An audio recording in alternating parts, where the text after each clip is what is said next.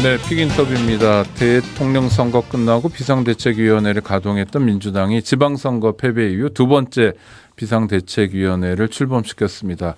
그만큼 주목받고 있기도 한데 오늘은 비대위원 중에 한 분이신 더불어민주당 박재우 의원 스튜디오에 모시고 대화 나눠보겠습니다. 어서 오십시오. 네, 반갑습니다. 네. 민주당 지금 뭐 걱정하는 시민들도 많은데 잘 굴러가는 거죠? 어떻습니까? 총평을 해주신다면. 비대위를 자주 하는 건 안 좋은데 네. 어쨌든 뭐 좀 이번에 참패하면서 더 잘해보자. 또 시민들의 뜻이나 또 국민들의 뜻, 뭐 당원들의 뜻도 반영해서 한번 해보자 해서 비상적으로 꾸렸으니까 아마 잘 되리라고 생각을 하고 있습니다. 네네. 비대위원은 모두 몇 분이 활동하시게 되나요? 지금 현재로는 6분이 돼 있고요. 네, 우상호 위원장 네, 포함해서요. 포함해서 그리고 네. 한 2분 정도 더 지금 영입하고 있습니다. 아직 확정된 건 아니군요. 네, 청년하고 뭐 이래 한두 분 정도 남아 네네. 있어요.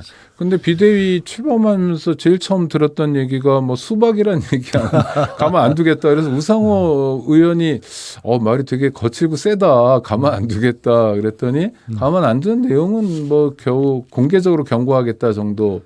말처럼 그렇게 센 걸 담은 건 아니죠. 그러니까 뭐 그렇죠. 우리가 한 팀이다, 원팀이다 네. 이런 걸 좀 확인하는 얘기겠죠. 그리고 의원들끼리는 가능하면 이제 그런 거 이야기를 좀 쓰지 말고 좀 네. 자중하자. 네. 그래서 우상호 위원장 그런 말씀들 하고 나서는 이제 의원들끼리는 이제 서로 그런 거 좀 자제하고 가능하면 좀 안 하고 있습니다. 네네. 그럼 수박이란 얘기 안 하고 그때 이원욱 의원이 뭐 수박 먹은 사진 아니, 올려가지고 그 다음에 이제 네. 우상호 위원장이 말씀을 하셨으니까 네. 지금은 이제 좀 소강 상태로 별로 그런 거 없이 네. 서로 자중하고 있는 중이죠. 네, 알겠습니다. 또 하나 비대위 활동이 이제 다음 집행부를 준비하는 것도 있지만 민주당의 개혁이랄까 혁신을 준비해야 된다라는 과제도 부여받고 있는 거 아닙니까? 맞습니다. 어떤 게 있을까요?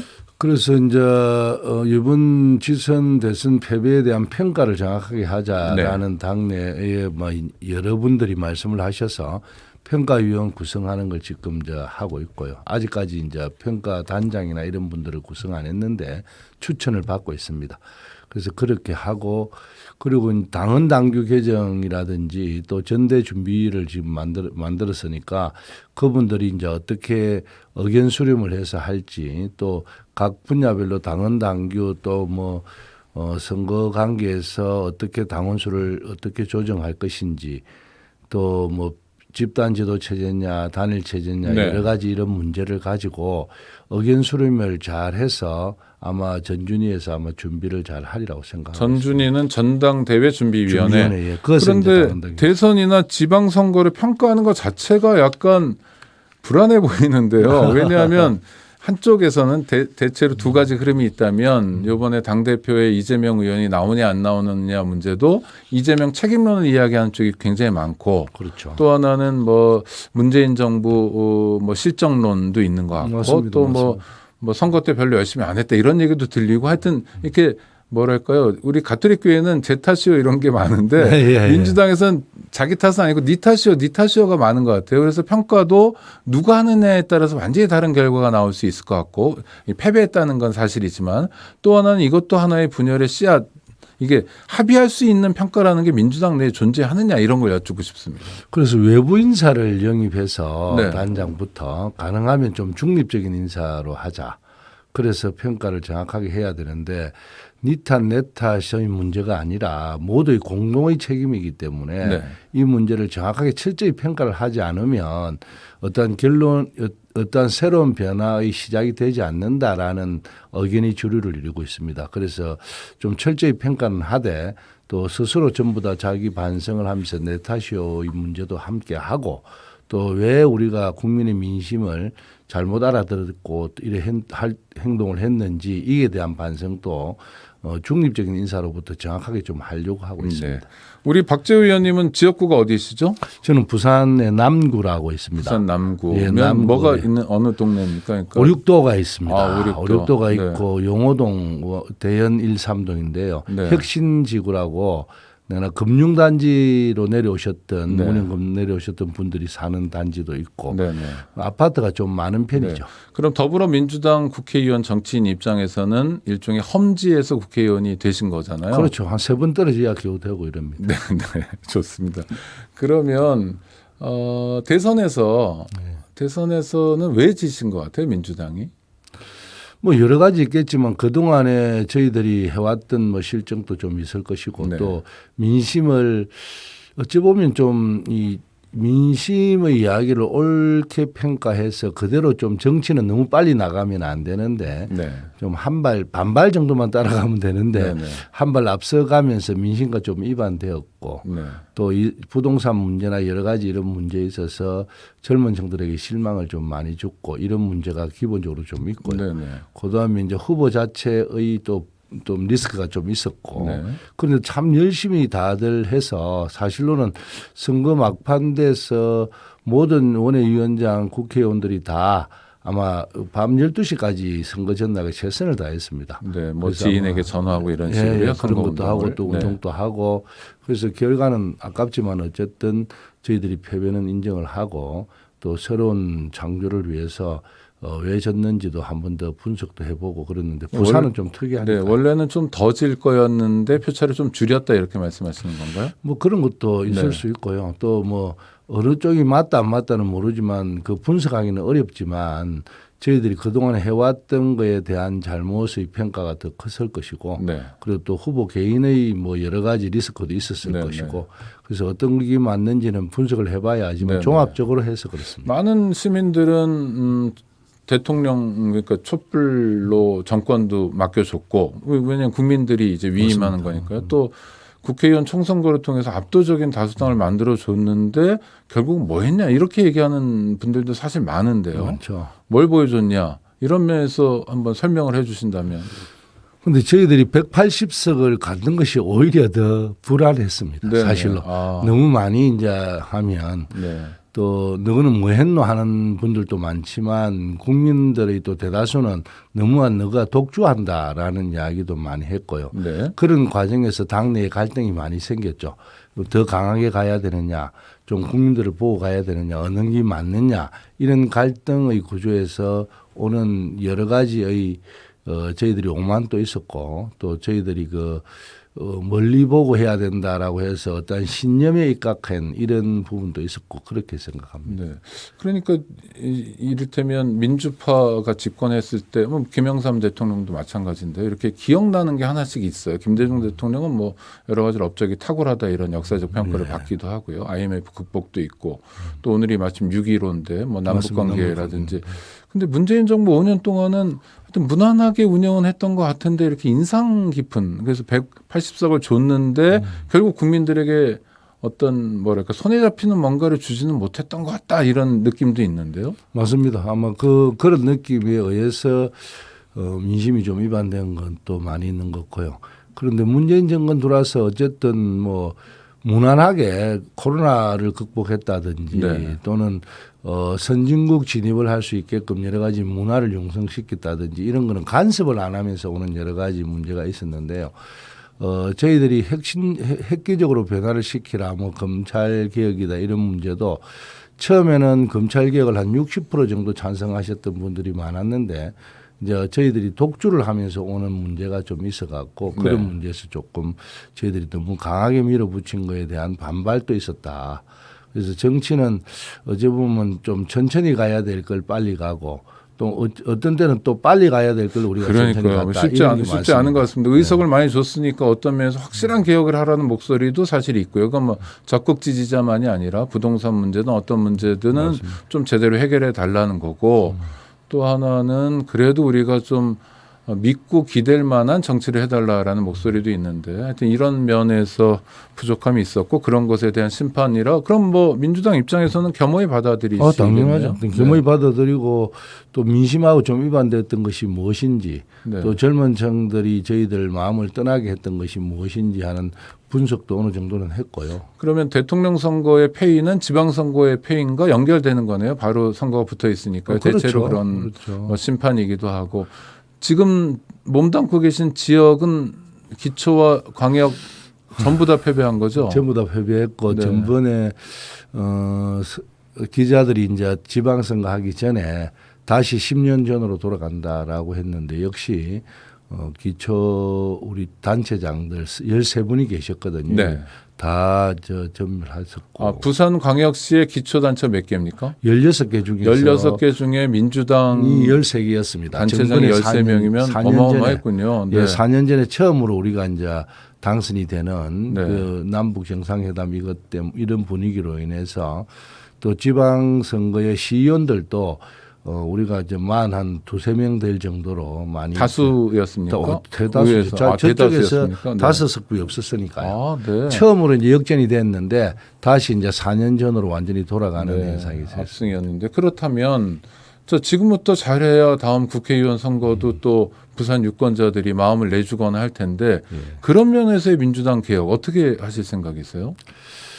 이번 지방선거는 사실로는 뭐 인물론의 중심이 아니었고요. 참 열심히 했던 기초단체장님들 또는 시의원님들 참 열심히 하셨는데 분위기가 전부 다 서울에 이제 뭐 대선하고 연계되는 그렇죠. 선거가 아니 뭐 돼버리니까. 4년 전에도 그랬었으니까요. 네. 사실은 지방선거라는 게 중앙정치하고 밀접한 관계가 있으니까. 네.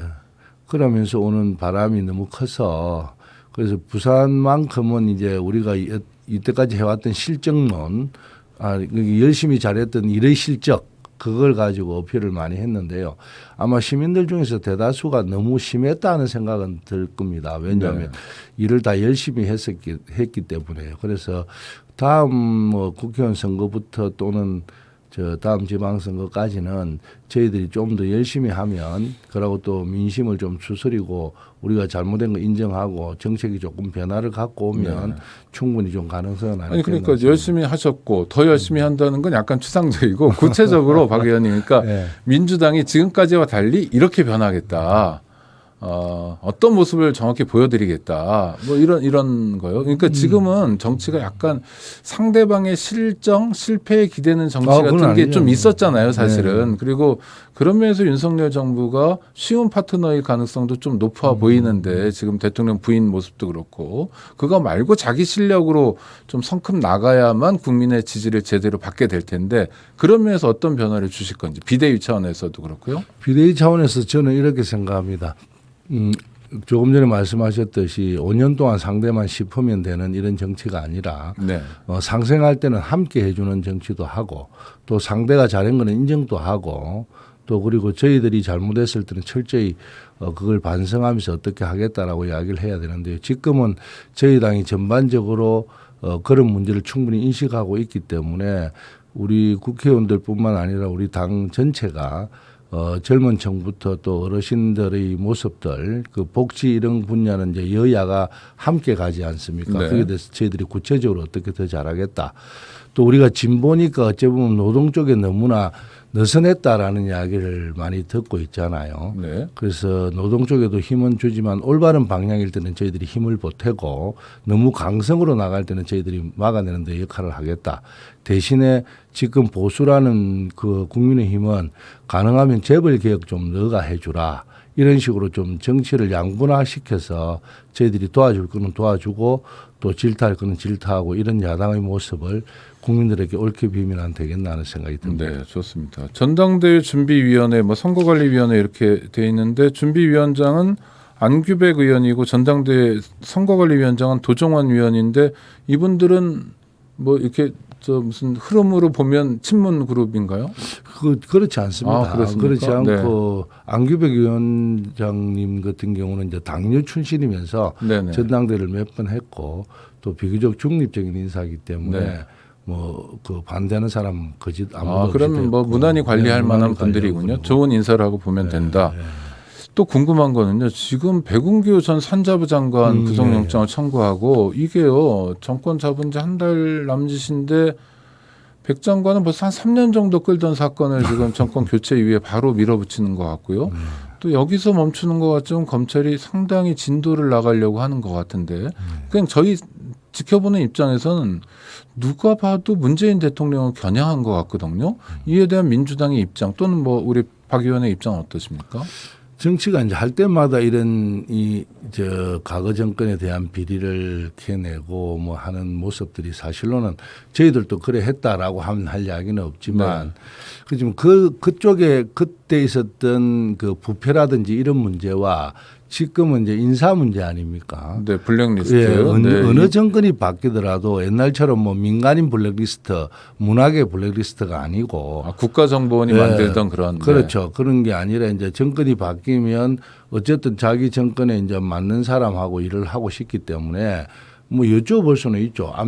압력이라기보다는 이제 좀 그만두고 새로운 사람이 좀 오고 싶어 한다 했을 때 이런 것을 옛날에는 이제 국가정보원이 그런 걸 좀 해주는 입장 아닙니까? 자료를 뭐 경찰 주고. 정보 파트에서도 다 그런 하죠. 일을 했고요. 네. 그런데 이제 그런 걸 안 하다 보니까 아마 청와대에서 이제 그런 이야기를 백운규 장관님께서는 어쨌든 그분들에게 이제 어떻게 할래라고 물어볼 수는 있었겠죠. 그 수사 범위는 내가 모르지만 이런 거마저도 수사 대상이 돼서 계속 이렇게 한다면 정치는 악순환이 거듭될 수밖에 그럼 없거든요. 산업자원부만이 아니라 다 다른 그렇죠. 여러 부처도 그럴 거고 그렇다면 여러 장관들이 해당 사항이 있을 거고 청와대와 연결되어 있는 비서관, 보좌관, 뭐 수석들이나 결국 문재인 대통령 겨냥한 거 아니냐 이런 궁금한 생각이 많이 드는데 박 의원은 어떻게 보세요? 저는 문재인 대통령은 아마 관여를 안 하셨을 것이다. 왜냐하면 문재인 대통령은 인사에 대해서는 관여를 안 하시기 때문에 어쨌든 선임하는 거 장관이라든지 뭐 이런 거는 하시지만